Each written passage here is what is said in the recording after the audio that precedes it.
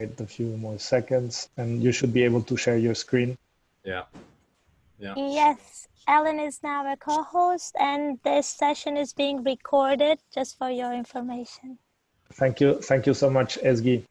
So over to you, Alan. It will be half an hour presentation, and then we will open the floor for discussions and your comments and questions. Thanks, Diego. Hello, everyone. It's Alan Greig. Great to see so many of you here to be able to join us. First of all, I want to thank Raquel and Diego and Jessica for this opportunity. It's a very interesting project that we're beginning here. The first time that I'm involved in a project where I'm kind of responding to project requests for information as we go through the process of designing and implementing the project. So helping a project kind of get going and troubleshooting issues that come up. And I want to thank you for presenting us with such a fascinating and important set of proposals.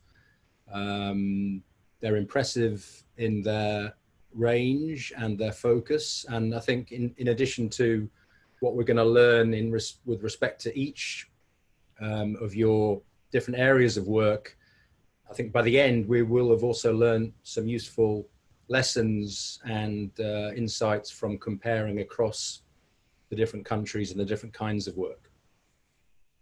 So thanks again for that. I'm going to share a little bit with you about the kind of conceptual background to the work that we're doing. Can you see that presentation? Yeah. Yes, we can. Thank you, cool. Alan. Yeah. So, targeting men transforming masculinities. We're going to be talking a lot about some terms, so I just wanted to get clear on what we mean by these terms. So, masculinities, this is the range of roles, behaviors and attributes that are associated with maleness and considered appropriate for boys and men in a given society. Masculinities are expressed personally in behavior, culturally in images and stories, and institutionally in policies and practices. And I think it's important to hold in mind these different levels and ways in which masculinities are expressed. They're defined socially, historically, and politically rather than being biologically driven. So, you know, as you're very well aware from the gender program you will have already been involved with, we talk a lot about kind of cultural constructions of gender. So that applies equally, you know, just to masculinities as well. And also thinking, I think it's useful also to be thinking historically, like where do these cultural ideas, what histories do they come out of? Patriarchal masculinities are then those ideas and practices about masculinity that emphasize the superiority of masculinity over femininity and the authority of men over women. So patriarchal masculinities are the ideas and practices which maintain and justify gender inequalities. And I think it's important then to think about the ways in which kind of ideas and practices of patriarchal masculinities become so normalized that it makes it seem natural to people that there should be gender inequalities, that men are naturally better at some things than women, and that women are naturally inferior to men in some ways. And also the different ways in which things that are thought of as masculine, the jobs, the qualities, are valued more than jobs and qualities that are associated with femininity. So those are the terms we're working with.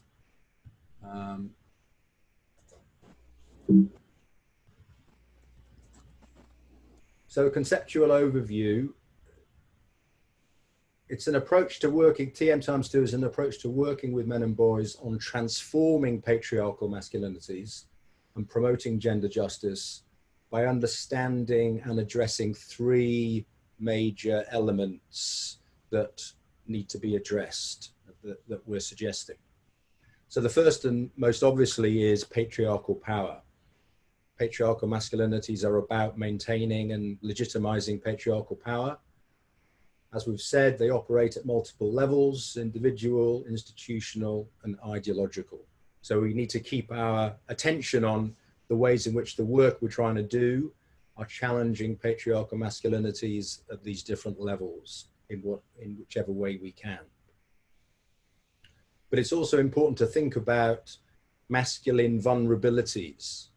So many of the masculine roles, behaviors, and attributes that grant men patriarchal privileges also make them vulnerable to a range of harms. And in a minute, I'll get into a little bit more about what those harms might look like.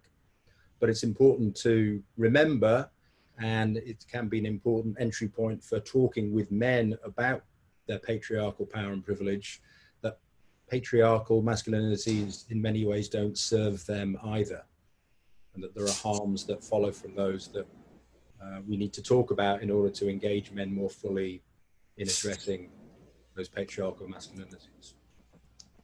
And the third element is many of these vulnerabilities themselves and the patriarchal power that men have are not just about gender.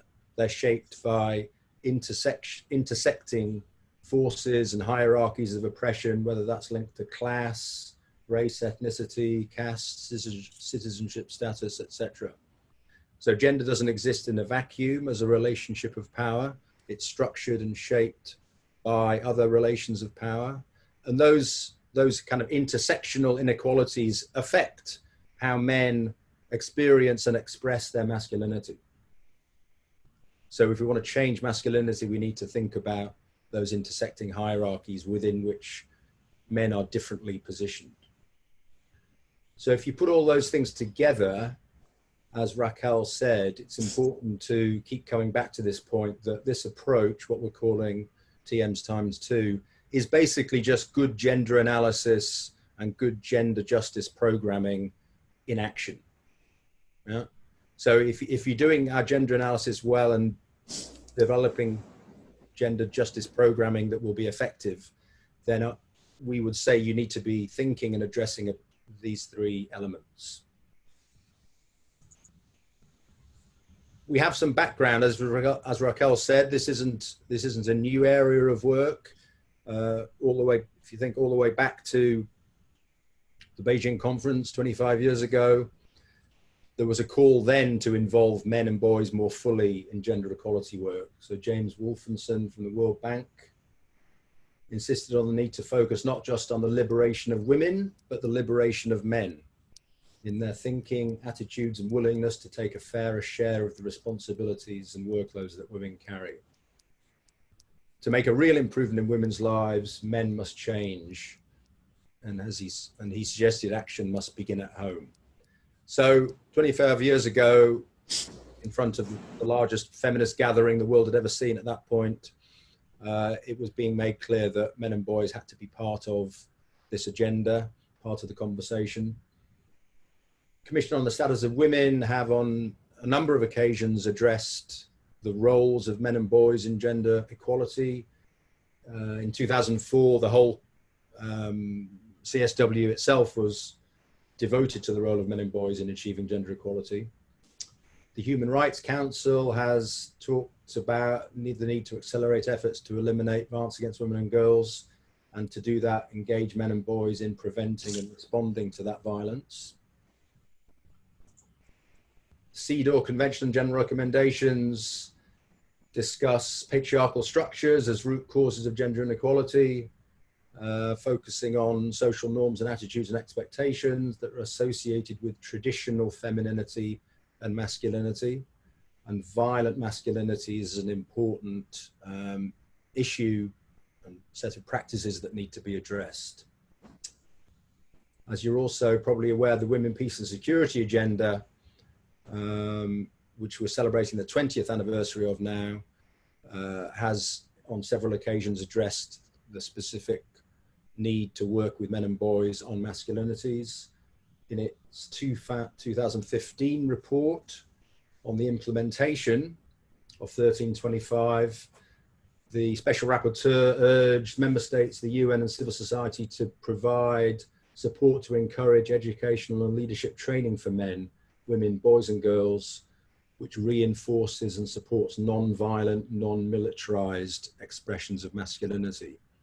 So it was flagging the whole set of issues around militarized masculinities, the ways in which patriarchal masculinities and militarism are closely intertwined, and the need to address that. So out of this this set of international agreements and discussions and a growing consensus, we've definitely seen a significant growth in work with men and boys on gender equality, often referred to as men and masculinities work. One way to measure that growth would be to look at the Men Engage Global Alliance. In 2009, the first symposium drew 400 participants from 80 countries.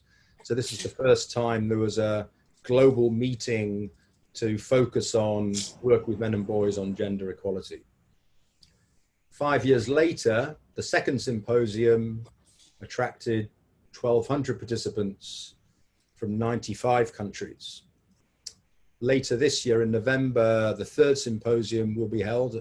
Obviously, as a result of COVID, it's not going to be an in-person event.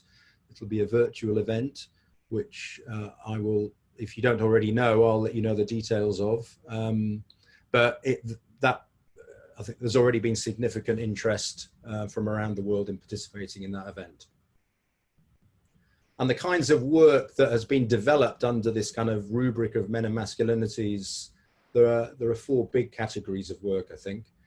Sexual and reproductive health and rights, linked with HIV work, often framed as, certainly the SRHR work, as the men as partners paradigm, so involving men more actively in work around women's SRHR, and then following on from that, addressing men's own sexual health needs.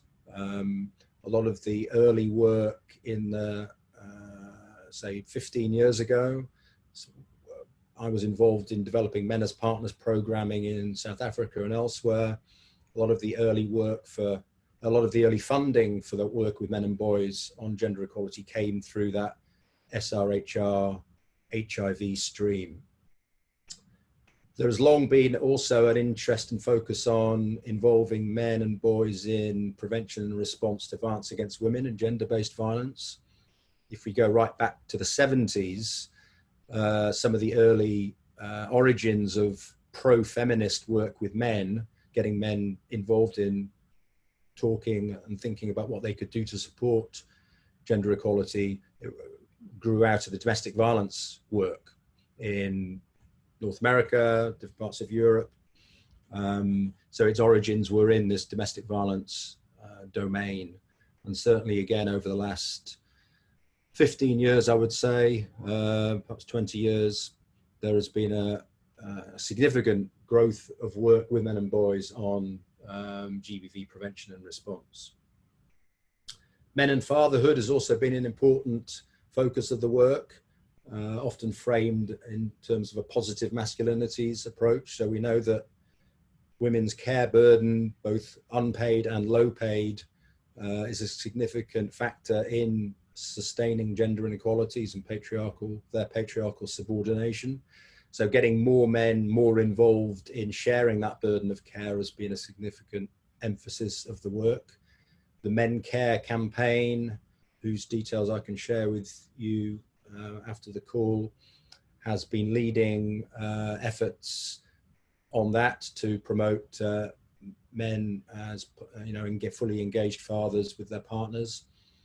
And in some cases that has led to progress in policy change on paternity leave, etc.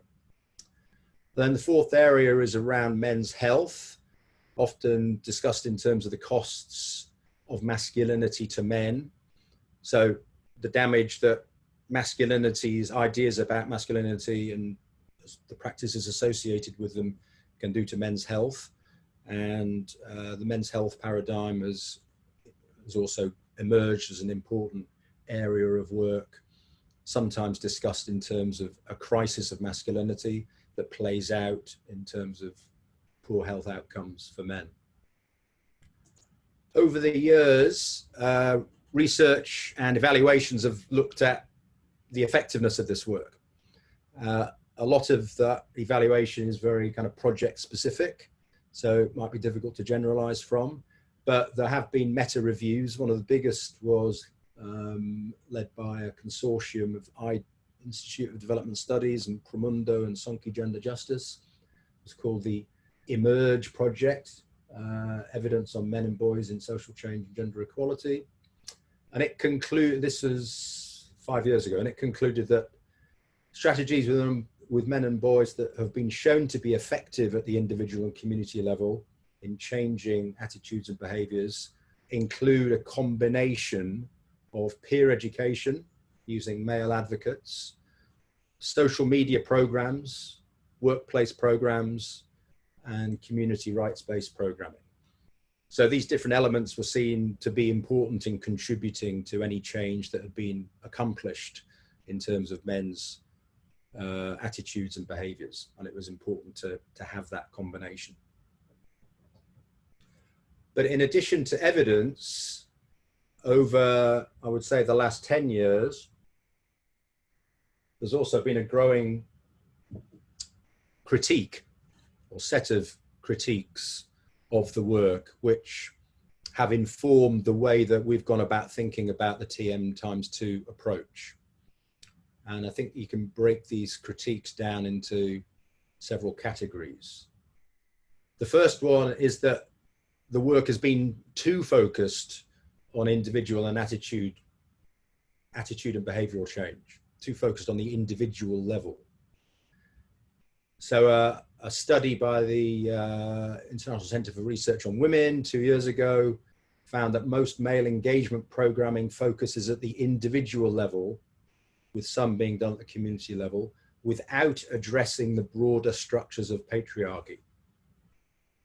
So this programming was failing to address the structures of patriarchal power that we talked about, that I mentioned at the beginning of the presentation. CoFem, Coalition of Feminists Working in Development Programming, wrote 3 years ago, having reviewed this male engagement programming. Unfortunately, the framing of much male involvement work focuses solely on the individual and relational aspects of masculinity, rather than engaging in more transformative work that challenges the fundamental assumptions upon which masculinities are constructed. So as with ICRW, there was a concern that it's too focused on the individual level and not doing enough to transform structures. A separate critique, but equally important, was that the work has evolved too separately from and unaccountable to women's rights movements and ongoing work. CoFem again warned of a parallel system emerging of male engagement campaigns, programs, organizations, and networks that, although allied theoretically to feminist principles, stand largely independent of the women's movement. So there was a concern that this work had gone off kind of on its own a bit too much and had not been grounded enough and connected enough with ongoing work by women's movements, which they've been doing work for many, many years, including work with men and boys. So this issue about lack of accountability has certainly been a big focus of the Men Engage Alliance's work over the last 4 years to respond to that critique, but there's still some way to go, I think. The Men Engage Alliance is a global network of organizations that do work with men and boys on gender justice. A third critique was that there was a danger that the work had become too focused on the harms of masculinity to men and boys. If you go all the way back to the 70s, when kind of anti-patriarchal work with men got going, growing out of second wave feminism, at some point in the early 80s, it kind of split off into that work. And in one direction, it went to an explicit, what was termed then pro-feminist direction, which was very much about being about allies to women's struggles for gender justice. But the second direction was more concerned with masculinity's harms to men. That picture is a picture of a book from 1985, I believe, which was a significant text in this kind of development. I mean, back then it was called the mythopoetic men's movement, but it was very much focused on the ways in which patriarchal masculinities harm men, but started to talk less and less about what patriarchy did to women. So this is a quote from a report that was written for that second Men Engaged symposium. Not all efforts under the banner of working with men share a commitment to gender justice. Some are focused on men's specific gender needs, which are important, but they fail to adequately address the relational dimensions of gender and to challenge the extent to which men continue to be, in the aggregate, privileged by the current gender system. Another critique, which has implications, I think, for several of the projects that we're looking at from you guys, is to think about the ways in which the work has been too heteronormative, focused when it has focused on men's relationship to patriarchy. It's been very much about heterosexual and cisgendered, meaning identifying with a gender you were assigned at birth, cisgendered men's experiences and relationships to women, and has said very little or not enough about gay men's, queer men's experiences of their masculinity, trans men's, trans masculinities, a whole set of issues related to gender and sexual diversity, which touch on issues of not just touch on, which are closely related to issues of masculinity, but are not often foregrounded in this Men and Masculinities work. Indeed, if you look at the emergence of MSM work, men who have sex with men work, from the 90s onwards with HIV funding, that whole stream of work tended to evolve quite separately from the Men and Masculinities work. And then a final critique, which kind of builds on these others, is that as a result, the work has become too depoliticized. It hasn't paid enough attention to issues of power as they cut across these different aspects. So the development of TM times 2, targeting men transforming masculinities, comes out of these critiques. And what it's urging us to think about and consider is the need to kind of get beyond thinking of this work in terms of men and their masculinities, as if masculinities were a set of personal qualities or ideas that belong to men. And often in that framing, men gets treated very homogeneously, as if they're one category. We need to get beyond that and think very specifically about diverse men, differently positioned in hierarchies of power, and the ways in which that different positioning affects their experience and expression of masculinity. So we need to be thinking and working intersectionally. We also need to be thinking about the ways in which the work we do is not just about behaviors and attitudes, although they are important to change, obviously. What can we be doing to try and change institutions within which patriarchal masculinities are embedded? And what can we be doing to change patriarchal belief systems? There's a lot of talk about social norms, and I think it's important to think about norms as being ideological. They're serving ideological purposes, preserving certain relationships of power, excluding certain categories of people. So we need to be thinking about change at those levels. We also need to be very clear that the work that we're doing is reinforcing and connected to ongoing work by feminist work, and I should have added there LGBTIQA plus work as well. So ongoing work for gender justice being led by those who are most targeted by the gender injustice. We need to be thinking clearly about the way that whatever we do reinforces that work and doesn't become this kind of parallel or even competing body of work. And finally, we need to be thinking, how do we move people to make this change? So we need to be thinking about ways of inspiring change, fueling people to make the change that is needed. And as Raquel mentioned, there will be resistances. Overcoming those resistances needs a sense of hope and inspiration. And I think linked to the concern that the work has been too depolitical, I think there is also a concern that it's become too technocratic and not connected enough to actually what moves people to make change. So just to recap, we have these three elements that we're focused on. In terms of patriarchal power, clearly we can think about the issues and problems identified in SDG 5 as being what I'm terming continuing patriarchies. So we have the continuing political, economic, and social subordination of women and girls and gender and sexual minorities, which SDG 5 is directed towards addressing. So that work is ongoing, and we need to think about ways in which this TN×2 work is situated in relation to that. But I think you can also see that there are changes happening, or it seems to me that there are changes happening. And you can think about these as new patriarchies.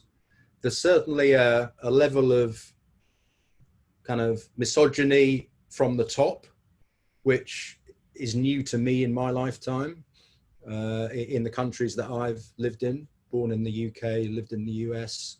The fact that political leaders are openly misogynistic is obviously deeply concerning. Equally concerning is the fact that they don't seem to suffer a political cost for being so.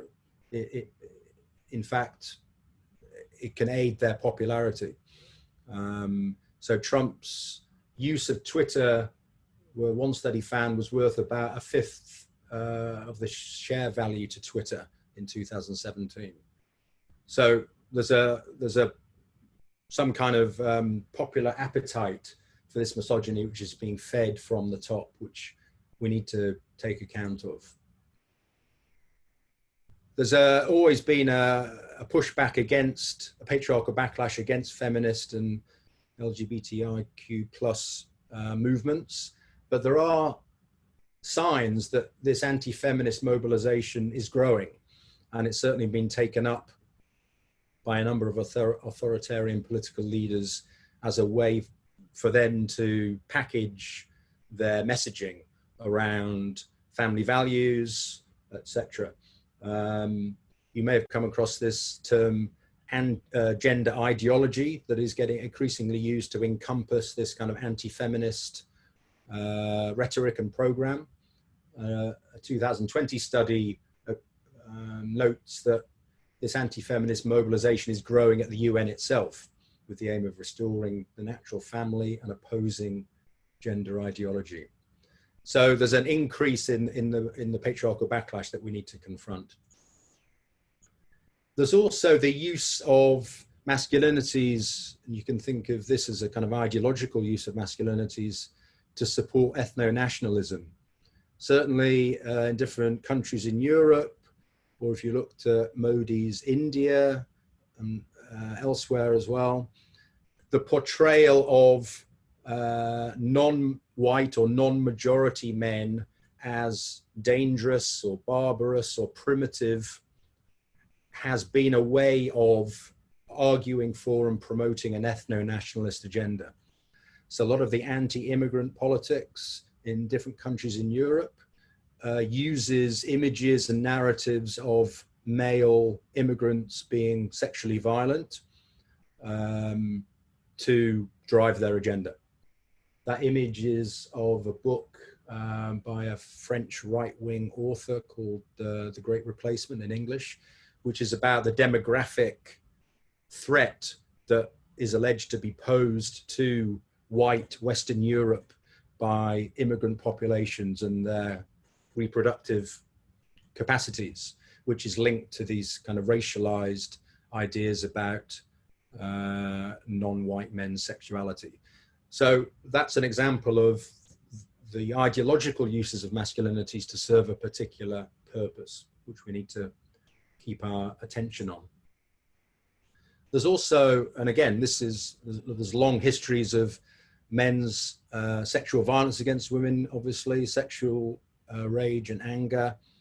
But I think this whole phenomenon around the incel, the involuntary celibates, I don't know how it works in your countries. It's certainly a phenomenon online, which by virtue of being online is transnational. Much of it, I think at the moment is in English, but again, it would be interesting to hear from you if this is a problem that you are encountering. But this kind of online stoking of a sexualized rage against women is, again, something new in my lifetime, and has been associated not just with a whole, series of micro incidents of violence in all sorts of ways against women, but even some of the mass shootings in recent years in the US have been linked to that incel ideology. And then finally, we have a sense of male victimhood and men's rights movements, again, fueled online by an online ecology of sites and message boards, which are often referred to as the manosphere. So this this discourse around male victimhood has been with us for a long time, but there are signs, I think, that it's increasing. Male vulnerabilities. So if that was patriarchal power, male vulnerabilities, we need to think about, there's a whole set of issues around masculinity and men's health. So a report last year looked at leading health risk behaviors and found that 6 health behaviors listed there account for more than half of all male deaths and about 70% of male illness. And they're directly related to masculine norms and masculinities interacting with other factors. So this, there is evidence to suggest that these patriarchal masculinities are indeed bad for men's health. And this is mental health as well. There's a whole set of issues around patriarchal masculinity and mental health. The statistics on suicide across a number of countries usually find that men are overrepresented in suicide. This gets explained in different ways, often psychologized in terms of men being unable to reach out for help, unwilling to display their vulnerability, seek support. I think it's also important to think about the ways in which those vulnerabilities are also related to economic conditions and social conditions. So one study of farmer suicides in India looked at a number of variables that might account for that, and looked at the importance of debt and issues around cash crop production and as influencing suicide rates. So needing to understand those mental health issues in that context. Sexual violence against men and boys over the last maybe 5 to 10 years has begun to receive more attention.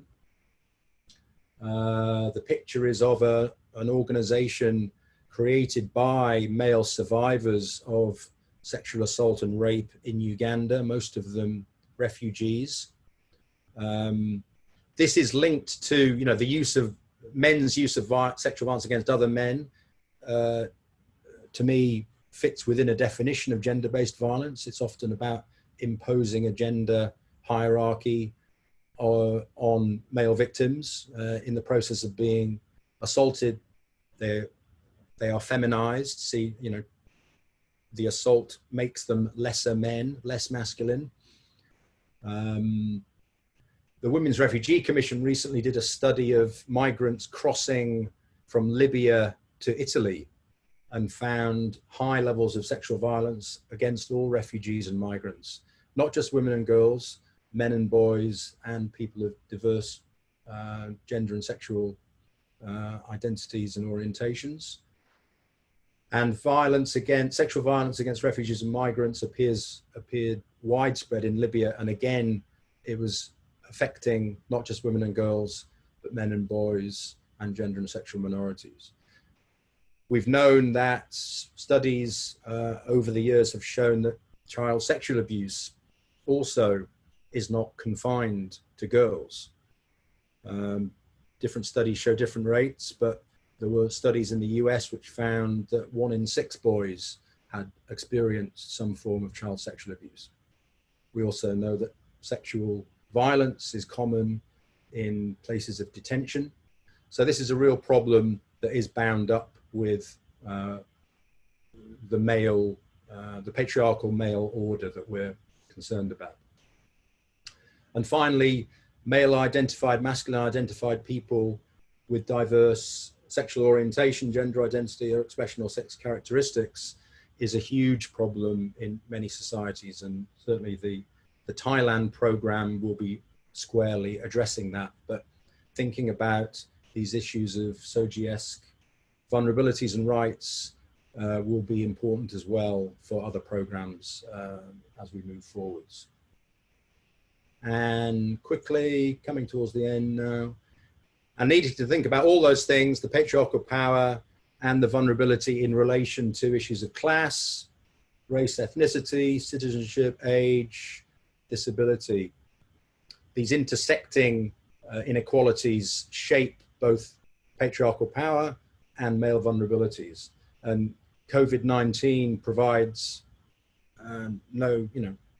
has provided an extremely clear example of this. You know, we know that in different places, men are overrepresented in mortality figures, and there have been different explanations for that. Some biological, some linked more to norms of masculinity. But it's also clear, certainly in the US, that race has played a huge element as well. So it's not just any men, it's lower income men of color that have been particularly affected, which is linked to their economic conditions, which affect their health. Age has obviously also played into that. So we need to think how our work is taking account of these intersectional inequalities. So putting all this together, individual change strategies, we know quite a lot about these, because as I said, the field of men and masculinities work has tended to focus on this. So there's a lot of toolkits and resources out there on group education, behavior change communications. There has been efforts, certainly in the SRHR and HIV field, to develop male-friendly services.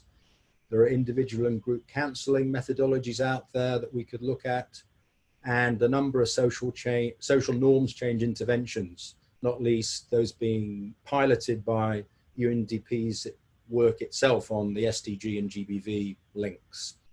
I put the social norms change under individual because often their starting point is problems of behavior and how do norms affect those behaviors.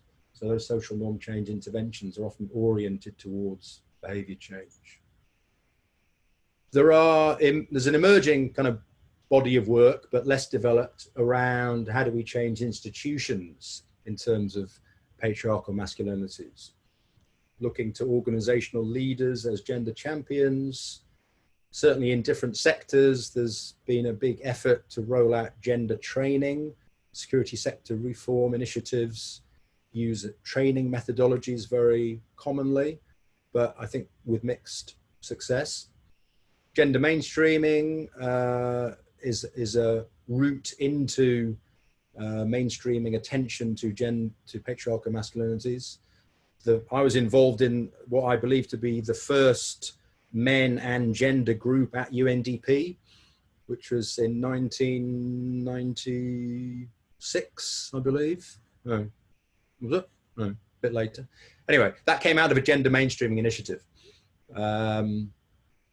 So that's a route into this work. There is some work around how do we do kind of deeper work to transform organizational cultures, and the Gender at Work program has some useful resources on that.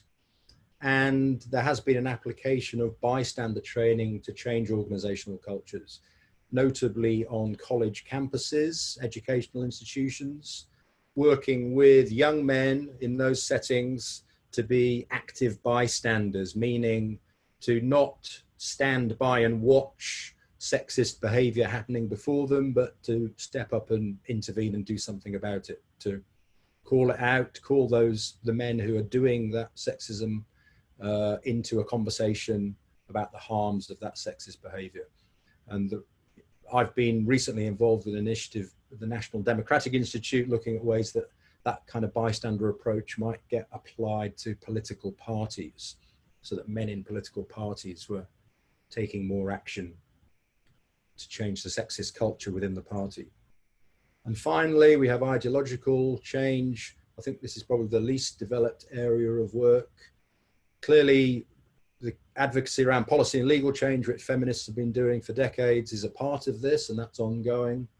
Looking to political leaders as gender champions, although, as I say, the rise of this kind of authoritarian strongmen leadership is challenging that. There is a body of work in different parts of the world around working with religious organizations and leaders. And I think the ways in which religion is being politicized and weaponized in support of that kind of anti-feminist gender ideology discourse makes it important that we think about ways that we can reach out and work with religious organizations. Media campaigns, we need to be thinking more explicitly about how to use the media to shape narratives and images, because so much of our lives are so heavily influenced by the media. And again, COVID-19 is affecting that. We live increasingly, we're confined to our homes and our screens, certainly depending on the jobs that we do, but many people are now stuck in front of a screen and at home than they used to be. So we're relying on that media shaping of narratives and images, and that has an important role to play in masculinities.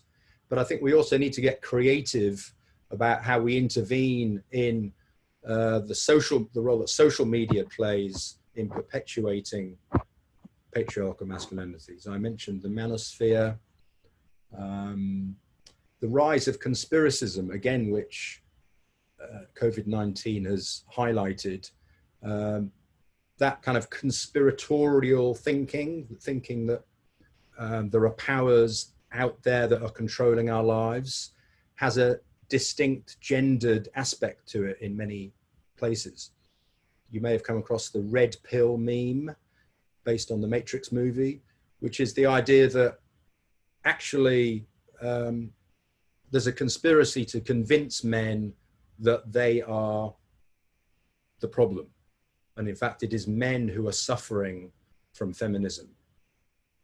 And that by taking the red pill, the truth is revealed of men's suffering and the oppression of feminism. So that kind of male conspiracism is around us. It may look different in different places, but it's something we need to be aware of. And then finally, obviously, we just need to be paying attention to the continuing need to get organized to demand accountability and change. So the idea is, this is the final slide, sorry I'm taking a bit long. We're going to providing you with 2 to 3 online coaching sessions with me, plus email support. And I think you've all now sent in the plans that you have for your work, which I will be working off and talking with you about. The focus is very much on trying to answer the questions that you have about this work, and some of what I've said may have prompted some questions. We want to be able to offer you guidance on situation analysis, problem definition, advice on project design and who you should be talking to shape that design, linking you with project tools and technical resources. As I say, they vary in terms of the different kinds of resources for different strategies, but for some strategies, there's a lot out there that I can help link you to. Identifying opportunities for persuasion and pressure. And as Raquel mentioned, we will be dealing with the resistance, so troubleshooting with you ways of dealing with the resistance, whether it's coming from specific institutions or more generally ideologically. So that's the offer. I'll hand back to Diego, who I think is going to take us through a Q&A. So I'm looking forward to hearing your thoughts and comments and questions. Thanks, everyone. Thank you so much, Alan. Very rich presentation, and thank you also for reminding us how political this work is. I see some hands clapping, and I will join them. Thanks also for reminding us that UNDP has been engaging with this work since at least the end of the 90s. And you're right, there was a report that was published on men and masculinities and the work that UNDP was doing. If I remember correctly, it was in 1999. And we have a very clear roadmap of how we want to work with you. We understand the sensitivities around this issue. And that's why it's so important that we are coordinated, that we communicate what's happening around your proposals. And that's why also we thought this kickoff webinar on setting the stage from a conceptual point of view, given the language, was so important. So we would like to use the half an hour that we have to discuss the content of your presentation and any questions, comments on the more conceptual side of the work. And then we will have bilateral conversations with you on the specific proposals. Of course, you can bring the situation in your specific countries from a substantive point of view, but we would like to leave the details and the nitty-gritty of the work ahead for the bilateral conversations. So please just raise your hand and we can give you the floor. Or maybe you can also use the chat box to share comments or questions. I don't see any hands raised. Someone is unmuting.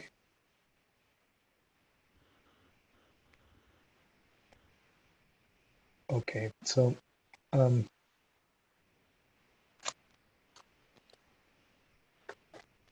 Hi, Diego. yes, Ezgi, please. We have Ria Alabi, whose hand is up. Maybe we could. Okay. Yes, please. Rua.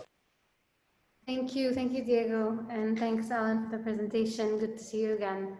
I'm curious about the slide in which you mentioned that one of the critiques of the work is that it's too focused on individual attitude and behavior change. As you know, behavioral change is, in our case at least, kind of core to what we're doing. So what is, I guess I'm curious to know, firstly, if in previous work that focused on too much on behavior change, like can you share a bit more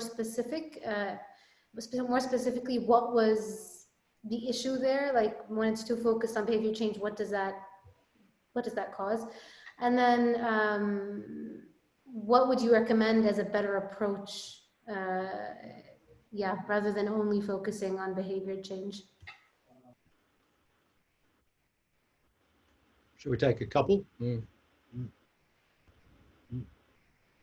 Yes, I don't see any other hands raised at this point. We have Lisette on the line. Lisette, please go ahead. Hi, everyone. I'm Lisette, gender analyst with the Jordan Country Office, one of Rua's colleagues. I have a question about the focus or the lack of focus that I feel is on the work on masculinity in general in UN's work. So last year I was supporting one of UNDP's country offices in a proposal for the Spotlight Initiative. And there it was spelled out that they did not want any of the funding channel towards the work with men and masculinities. And we were told that there's not enough evidence that it's working, but there's also not that much evidence that what we're doing right now is working, right? So I guess I just have a question about how to tackle such an argument, saying that the the work is not, it's not documented, or there's no evidence that the work on masculinities or working with men on domestic violence, for example, that it's working over. Thank you. That's a great point, Lisa. I'll take those couple then. Yes, please. Yeah. Thanks, Rua, for your question.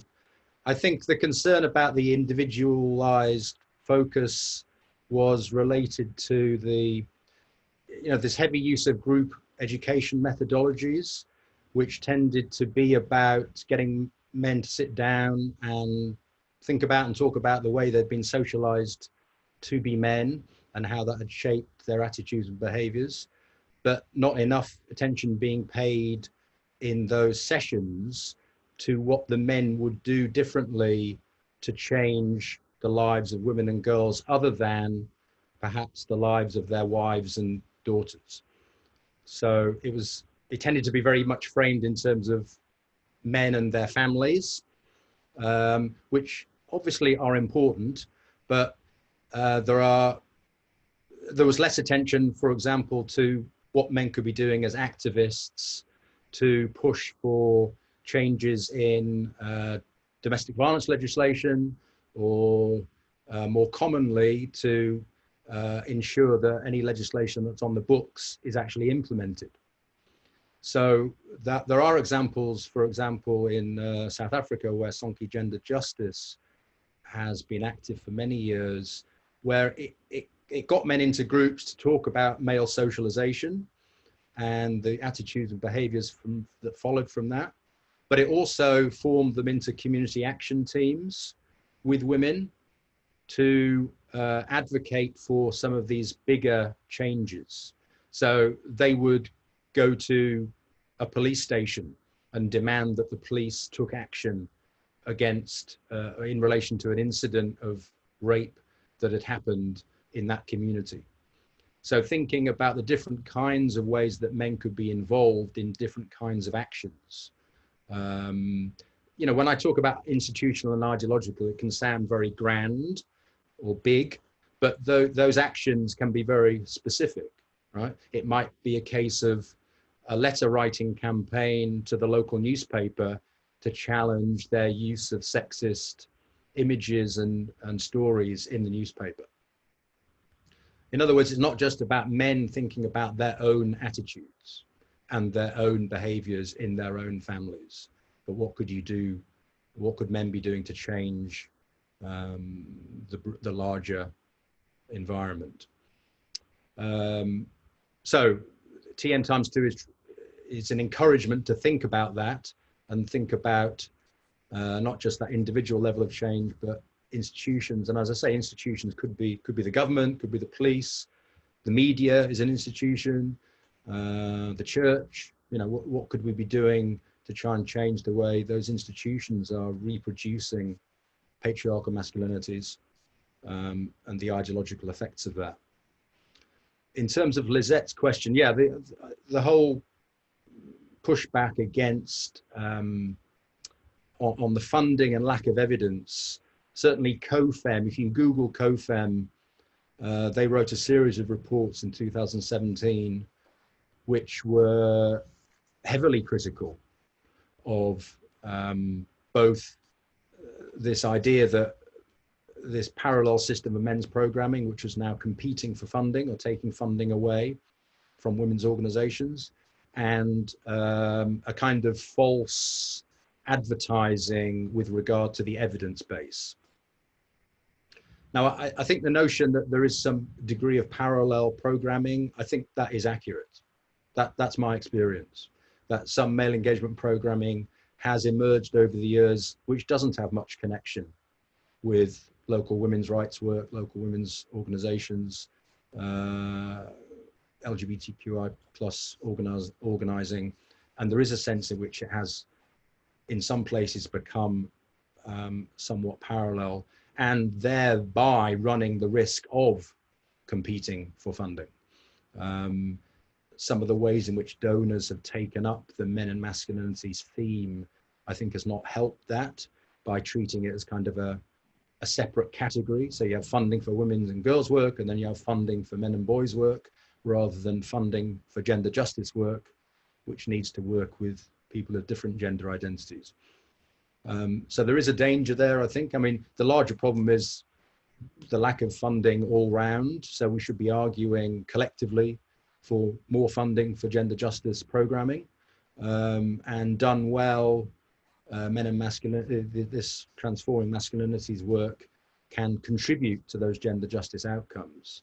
The evidence base, I think, is mixed, but as you say, the evidence base for lots of things is mixed. And I think there are, I mean, Jessica can speak to this as well. There are lots of issues and challenges about how you measure changes in such complex phenomena as gender inequalities. It's not like changing a smoking behavior. So I think some aspects of this field of work have been a bit naive, I think, in terms of trying to make the case for the work in terms of claims about evidence, which is usually self-reported changes in attitudes. Unjustifiably, other people are kind of skeptical about what self-reported changes in attitudes actually mean in terms of changes in patriarchy. So I think the argument that there's no evidence that the work has any effect, it has any impact, I wouldn't agree with that. There are studies and evaluations to show that changes do happen. Are those changes in fundamental structures of patriarchy? No, not yet. I mean, COVID-19, the kind of sudden rise or reported rise in domestic violence in COVID-19 was a reminder of how much work there is still to be done, right? Gender-based violence work has been a focus of this work with men and boys for at least 20 years. So we got a shocking reminder just a few months ago with the onset of the pandemic as to how much more work there is still to do on that. But I do believe quite strongly that men and boys and people of different gender identities and expressions have a significant role to play in making that change happen. But we need to stay clear-sighted about the power relations that we're trying to change and the ways that we can change them. Thank you, Alan. So we have a couple of questions on the chat. There is one from Armando Diaz. He couldn't use his mic, so he's typing it. At some point, Alan Greig mentioned that masculine vulnerabilities can be a sort of an entry point. Could you please further elaborate on this? Are there some experiences you can share in which this approach has proven successful? And then we have a question from Tatiana, who's based in Ukraine. And she says, in Ukraine, the anti-gender movement is pretty visible and gaining their followers. What are the best strategies, techniques to address this in an effective way, including behavioral change? Over. Yeah, well, that last one's a big one. In terms of the entry points, thanks, Armando. I mean, certainly men's, the kind of costs of masculinity to men, particularly in terms of men's health, has often been a way of kind of getting men into the room. So if you think about group education, there's often the challenge of, well, how do you even get men to come and sit in a room and talk about masculinity? And quite a common approach to kind of making, connecting with men about the need to talk about masculinity is to say, we have a concern about what patriarchal masculinities are doing to women and girls' lives, and often it's framed in terms of the women and girls in your life. So trying to personalize it in that way. But also, it's important that you think about this because masculinity, these ideas about masculinity are bad for you. So there's a kind of self-interest involved in talking with men about their health.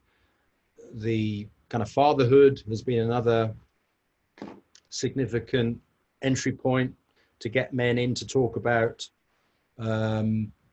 gender inequalities, sharing the care burden. That's often framed in some, if you look at the Men Care campaign and some of the messaging, the kind of positive fatherhood or positive masculinities approach, it doesn't actually foreground the kind of messy or less attractive aspects of sharing the care burden with women, you know, changing the nappies, doing the cleaning, doing the washing up.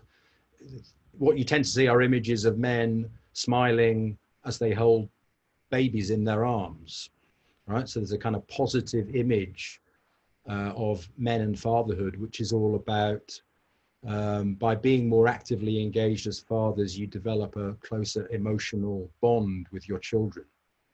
So that kind of positive messaging and framing is used to kind of get men into the conversation about some harder issues then about sharing household tasks, you know, sharing the labor of keeping the household going, you know, or addressing or letting go of some of their patriarchal privileges, the privileges which end up worsening women's and girls' lives.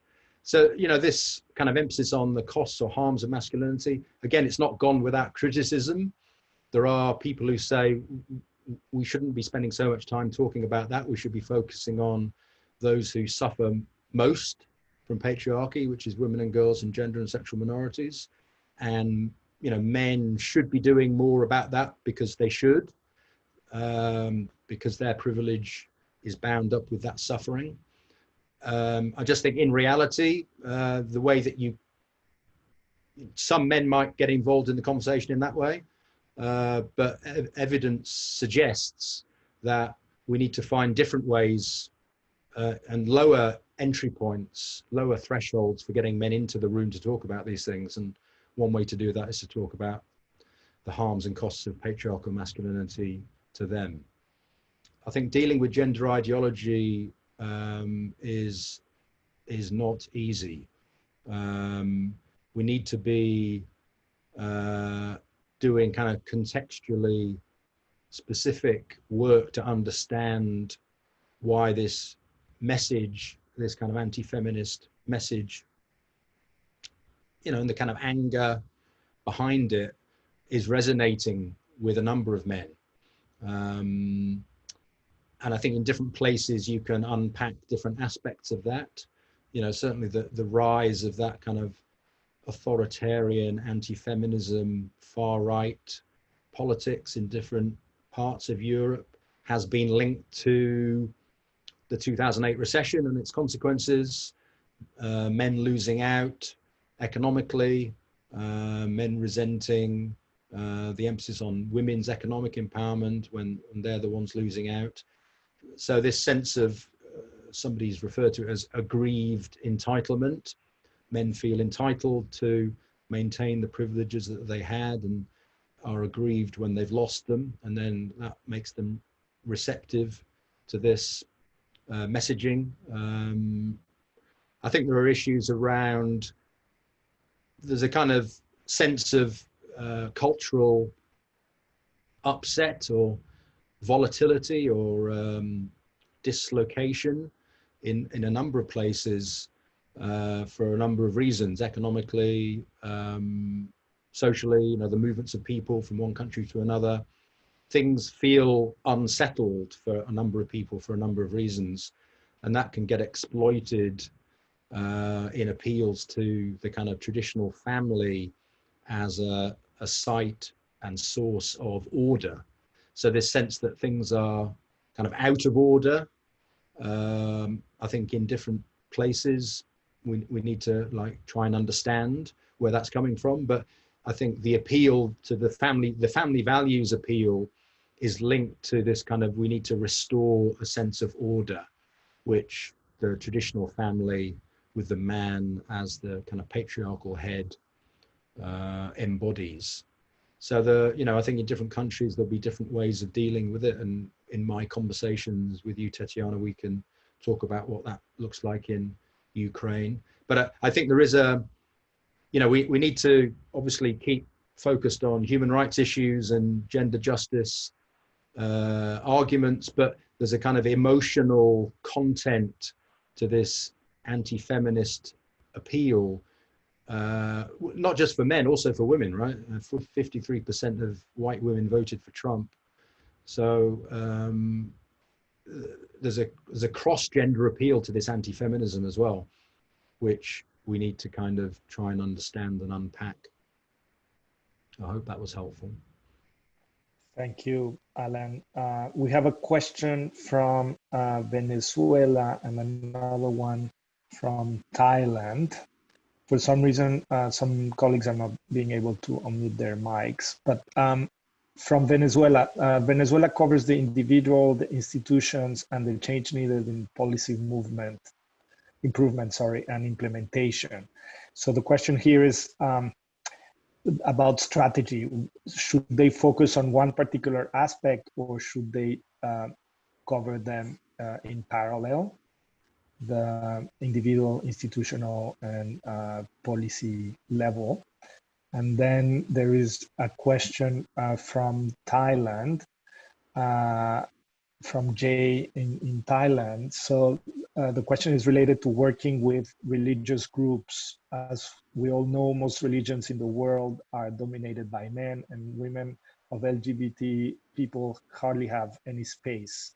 For example, Thailand is a Buddhist country, and only men can ordain to become monks. Women or transgender men cannot do this. To be able to ordain and become a monk has become a privilege for cisgender men. How do we break this barrier of the male space in religion? Thank you. Yeah, another easy question.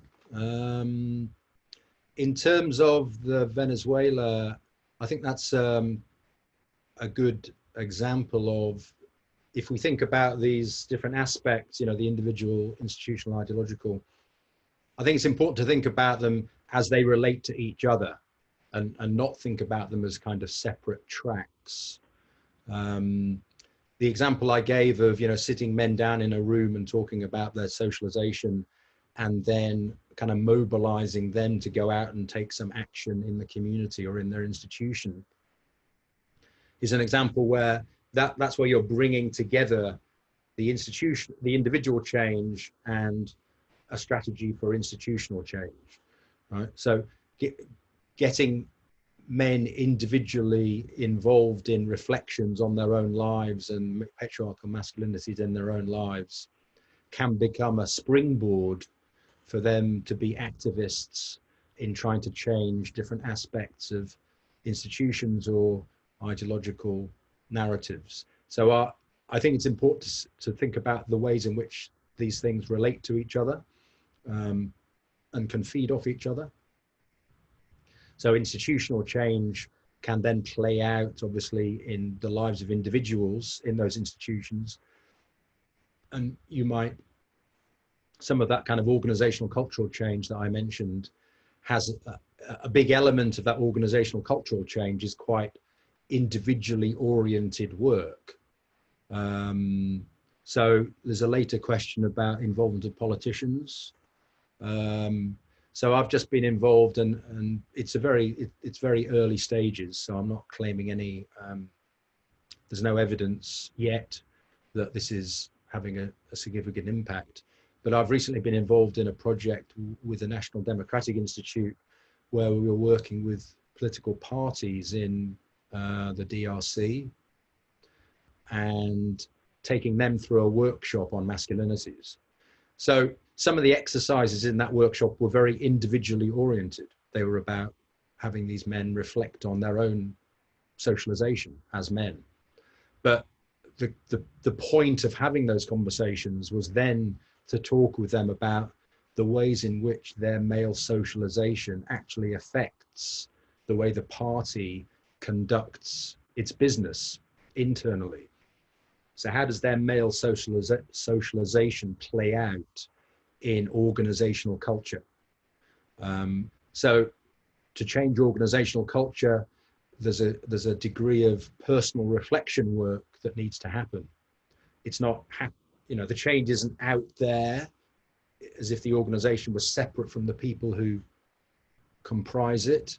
So that's, again, another example of how the work in those different areas links to each other. I think the question from Thailand, thanks, Jay. I mean, I think that's a very tough one, right? Such, entrenched, I talked about the importance of histories. So, you've got several, I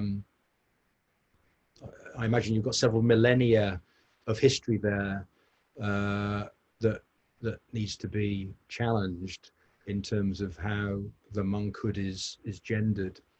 I do think it's important that this work is used to continue to foreground and support work for LGBTIQ plus rights.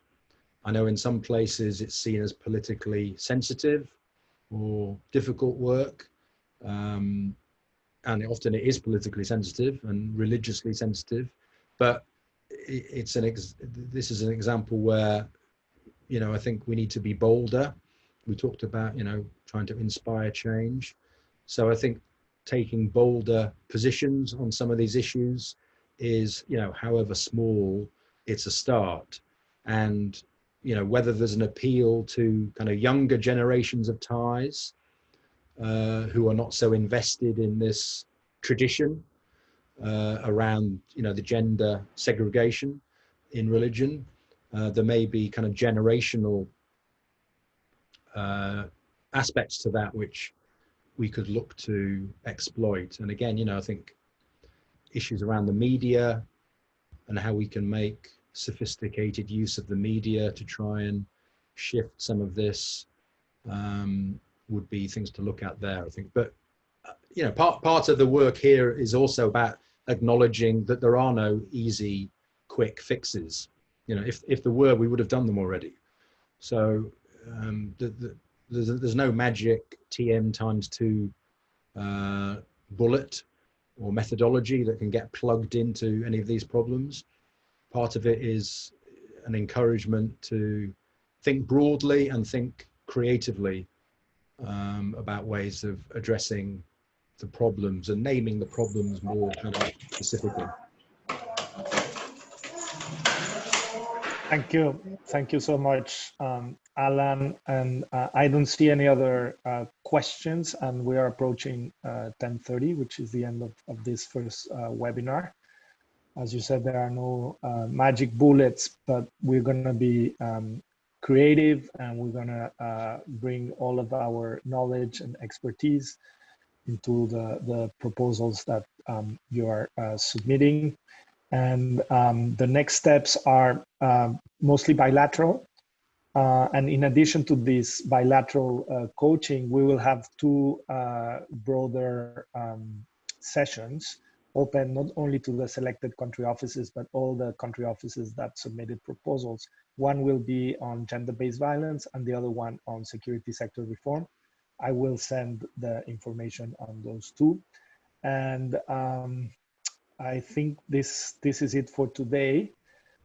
We look forward to the work with you. Jessica, you have a question?